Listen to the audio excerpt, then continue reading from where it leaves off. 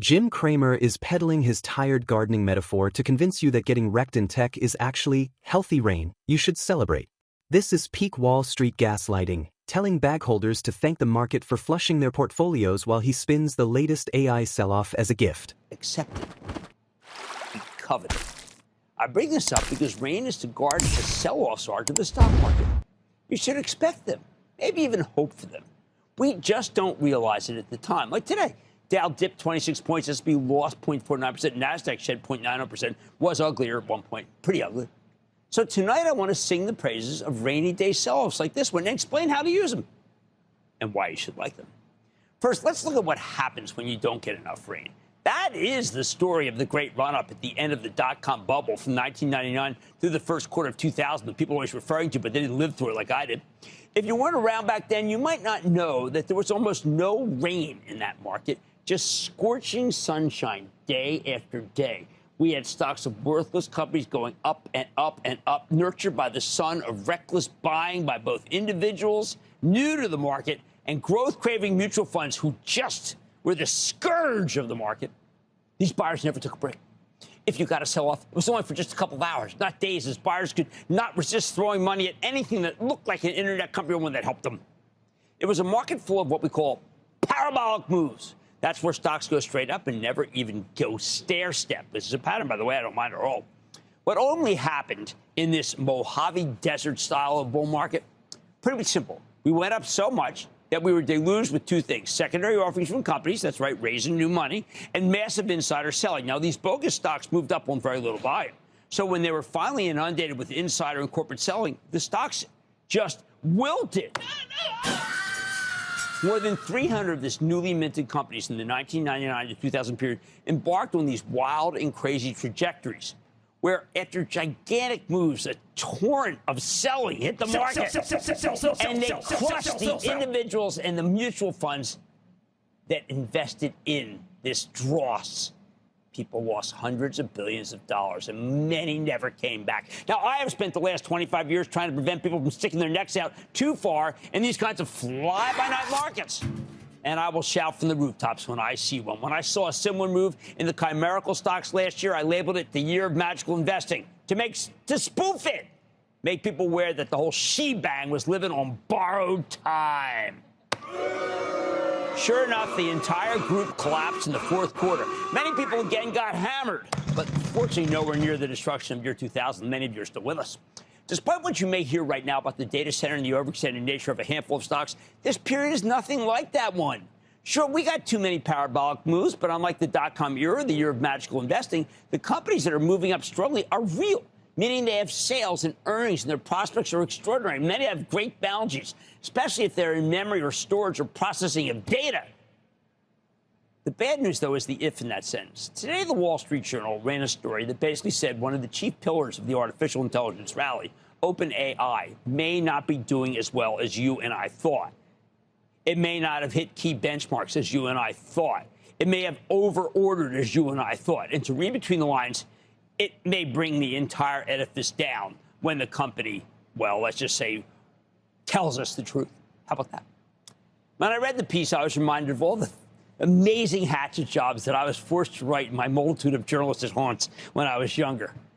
They ended up coming easy for me. You know why? Because you just have to pose enough truthful questions that the sum total is a death sentence for whoever you're writing about. After just a few months, you know what? I gave up fighting to be constructive and just decided if my editors wanted a hatchet job, I would give them a hatchet job. This journal piece was right in my wheelhouse from the old days. Put the fear of God in people. And you know what? I loved the article. Loved it. Why? Because it gave us the rain I was looking for. We needed some rain to shake out the summer soldiers and the Sunshine Patriots. Thank you, Thomas Paine.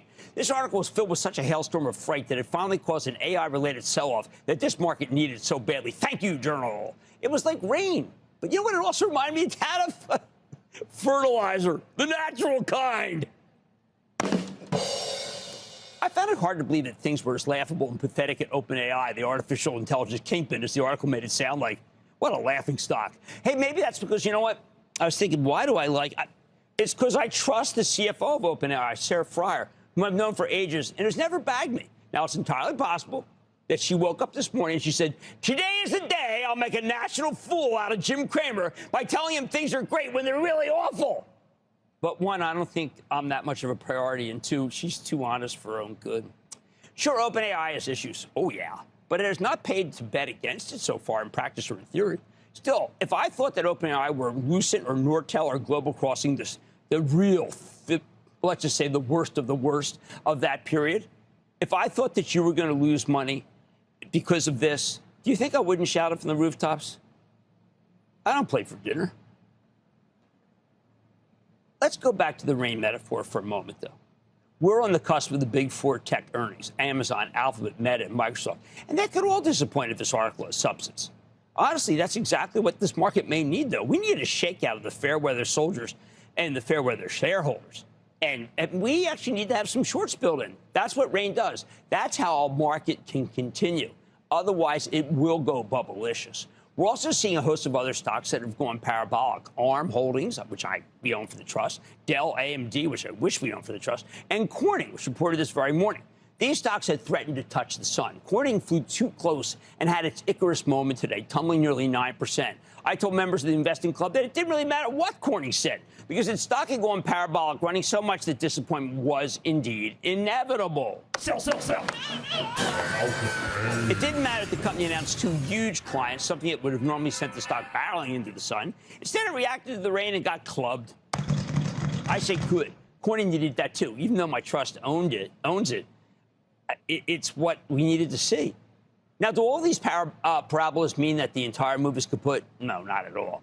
What can you do to protect yourself from them? Here's an idea. The pros do what we call schnitzeling, taking a little bit out of the stock on each day of the parabolic move. You have 200 shares, you sell 50, and then you wait a little bit, then you sell another 50. If it keeps going higher, don't sell it all, but make sure that you've sold down some. Then if the stock drops 5 to 7% from where you first sold, then you can begin to buy it back slowly but surely, 25 shares at a time. The goal is to be able to take advantage of the rain and do some planting further down. Otherwise, these sells feel like a seal clubbing expedition where you are the seal. I don't want that.